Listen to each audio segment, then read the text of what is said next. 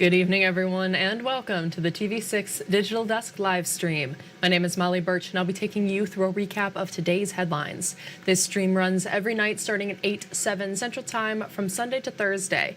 You can find us streaming on both Facebook or YouTube, whichever platform you'd prefer.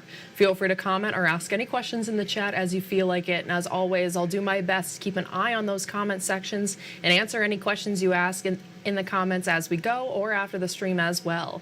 With all of that business out of the way, let's take a look at our first story for tonight.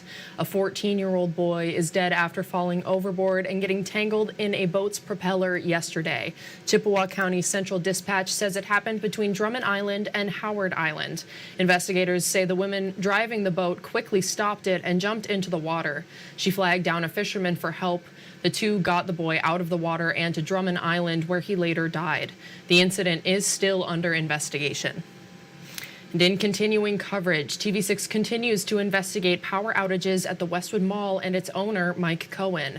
Power was out again for half of today. This was the third time the power was shut off since March. TV6's Grace Blair did talk to Mike Kohan last week about the outages. We brought you that video last night. Let's take a look. Our power has gone out here a couple of times. We're just trying to figure out why. It was some discrepancy, and also it was a miscommunication, so nothing to worry about, and it's not going to happen again. Even though it has gone out twice? Yeah, I'm sorry about the miscommunication that we had.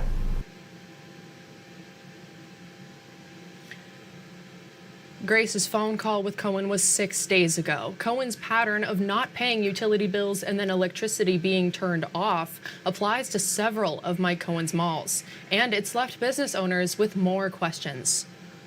Why aren't the bills getting paid? Why do we keep having this problem?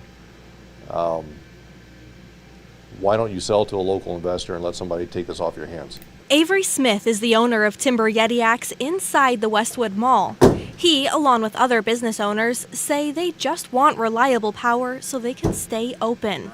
Smith is not alone in his frustration. Other malls owned by Kohan have asked the same questions after being let down. At the River Hills Mall in Mankato, Minnesota, our sister station, KEYC, reported Kohan promised concerts, car shows, and even animal events when he bought the mall. We will do anything possible to do for the mall, because I know community cares so much about this mall. But the station tells us there have been no car shows or concerts, just one circus. In Marshall County, Iowa, the Marshalltown Mall lost power in November and is still out today. While trying to find Kohan's motivations, I found someone looking to do the same. Salvatore Amadeo is the producer of the Expedition Log series on YouTube and a mall enthusiast. He tours malls across the U.S. looking into why they're dying, and he says Kohan malls caught his eye. They stood out like a sore thumb, and I started to see a pattern of what he was doing, how he got involved in these malls, and his name started popping up more and more with the super dead ones. Those patterns are ones we found too. First and foremost, the promises made that Kohan never delivered. But it goes beyond that. While Mike Kohan owns Kohan Retail Investment Group, each mall is licensed under its own LLC. For example, the Westwood Mall is licensed under Westwood Mall Realty Holding LLC, and the Sierra Vista Mall in Arizona is licensed under Sierra Vista Mall Realty Holding LLC, even though they're both owned by Kohan. So I went to his website, made a list of every mall he owns, and tried to find the state records for each one. Simple, right? Well, that's when we found he goes by several names, including Mike Kohan spelled with an A, Mike Kohan spelled with an E, and Miran Kohanzia. There are other alias names, but some could be family members. On top of that, not every state record has his name on it. On some of them, he uses V Corp, and according to its website, V Corp can be used as a commercial registered agent and for document filing services. I found records for 51 malls. 7 are listed as not in good standing. The Michigan Limited Liability Company Act says if a limited liability company does not file all annual statements it has failed to file and the applicable fees within 60 days after the administrator's notice is sent, the limited liability company is not in good standing. But the business remains in existence and can continue to operate. And I found 11 records for malls that have been dissolved by a state because Kohan didn't pay fees on time. Kohan tends to come in and he tends to purchase the property for pennies on the dollar, is what I've seen most of the time. And there are some striking examples of exactly that across the country. I called Mike Kohan to try to find out what his plans are with the Westwood Mall here in the UP. Hello. He's told me he's been working with several developers. I'm talking to some developers, so hopefully things gonna happen soon. Okay, what kind of things can we expect? I'm sorry? What kind of things can we expect? It depends on the developer that I'm talking to. I'm not in liberty to disclose anything until we get all straightened out. So then do you plan on paying the back taxes owed for 2022 and 2023? I'm working towards that as well, yes. Okay. Thank you. Bye.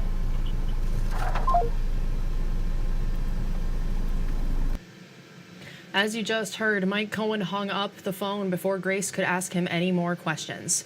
Tomorrow on your TV6 Early News, Part 3 of TV6's investigation looks at potential outcomes for the Westwood Mall and what business owners inside are hoping for. Happening now, you still have a chance to sign up for the Rocket Hill Climb at Marquette Mountain. The race goes up the mountain's Upper Rocket, then back down Upper Gypsum, and finally through Weasel Gulch. You can run solo or in groups of 2 to 4. The goal of the contest is to complete as many laps around the 1.5-mile circuit as possible in 6 hours. The Marquette Mountain Adventure Manager says the event looks to get people more involved with running. This is a great run if you're training for some other races in town. We're trying to build the running community up at Marquette Mountain. There aren't many events like this in this area, so we wanted to get people more involved in a challenging hill climb. The event is Saturday from 10 to 4. Registration closes Friday night at 5:30. For sign-up information, go to uppermichigansource.com or the TV6 and Fox UP mobile news app. And finally tonight on the TV6 Digital Desk live stream, riders of the 7th annual Tour de UP have wrapped up their 6th day. One organizer says 37 riders took off from Houghton this morning. Some riders had a 4-year-old tradition to uphold before leaving. They made their way from Sheldon Avenue onto the uphill climb of Dodge Street. The climb honors cancer patient Rylan Gibson, who died 2 years ago. The event raises money to help families of cancer patients with expenses. They're going to use all of their internal fortitude and their grit to get up to the top. And that's exactly what all of our kids have to do and our parents have to do to get these kids through this journey. At 1:30 this afternoon, $119,000 of $149,000 had been raised. This already has beaten last year's $113,000 plus total.